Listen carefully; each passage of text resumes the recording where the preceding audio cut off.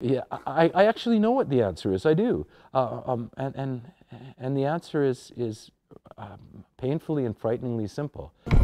Charles Wilkinson, director, writer of major films and television series such as Highlander, came up to the Peace almost 2 years ago for a holiday.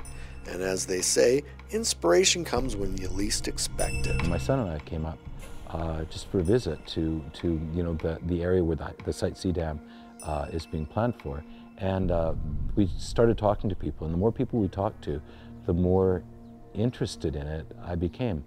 And as we started settling in and meeting people, I started to talk to people who said, well, it's not just Site C. It's also, there's a lot of shale gas activity going on, a little bit further east. So we thought, well, why don't we come a little further east and check that out? And as we did, we started finding out that there's a lot of controversy surrounding that.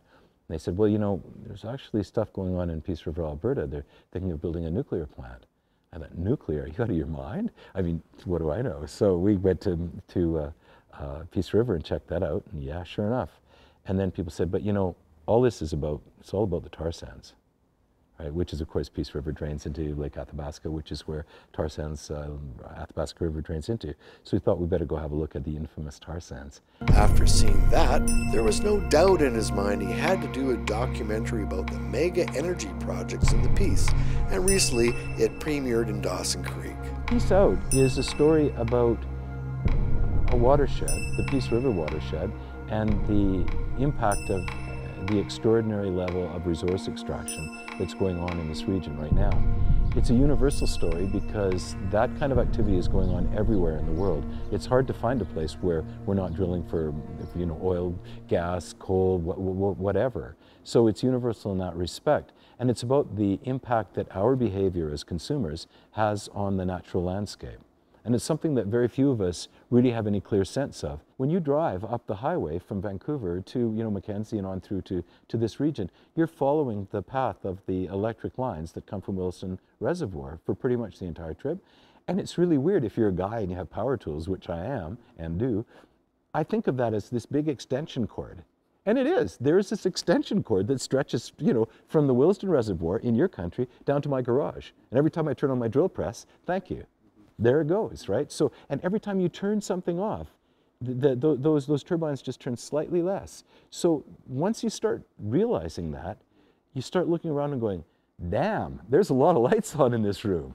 Damn, it's really warm here. I could put a sweater on, The debate is something that's being manufactured by people with a vested interest. There is no debate at all on climate change. There's an absolute consensus in the scientific community that climate change is happening, and it's happening because of man-made causes.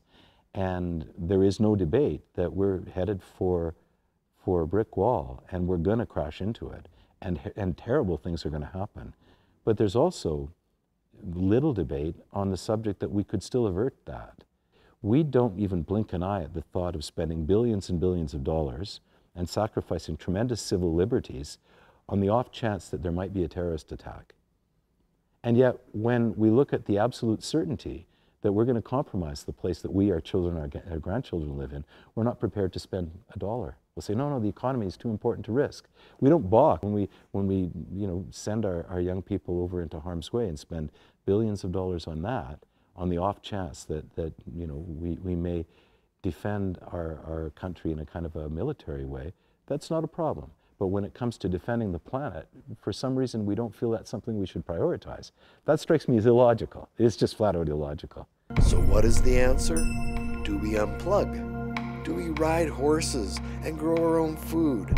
What is the answer? The answer is painfully and frighteningly simple. And that is, we each and every one of us need to do everything we can to stop using so much energy. And it's a two-pronged approach I think we need to take. One of them is that we need to get involved politically. We need to start going to meetings like our parents used to. Our parents went to meetings and they created this amazing democracy. We just kind of went to the mall. But the one way that we can directly influence the world around us is to just turn stuff off. How many lights do you need on in your house? We waste so much energy. Do I need that new snowmobile, or can I make do with last year's model? Is my older car going to be okay for another couple of years? Can I take the bus today? overall, our efficiency rating is 8%. 92% of the energy that these fellas up here are digging out of the ground they might as well leave it in the ground because we're not using it efficiently. It's going up the pipe. We can't blame oil companies or any energy company. It's up to us. Supply and demand. Less stuff, wouldn't need that 2-garage house to store it in. Save money. Parents wouldn't have to work as hard. They could spend more time with their families. Kinda makes sense. This is Bergoulet for Shaw TV in Dawson Creek.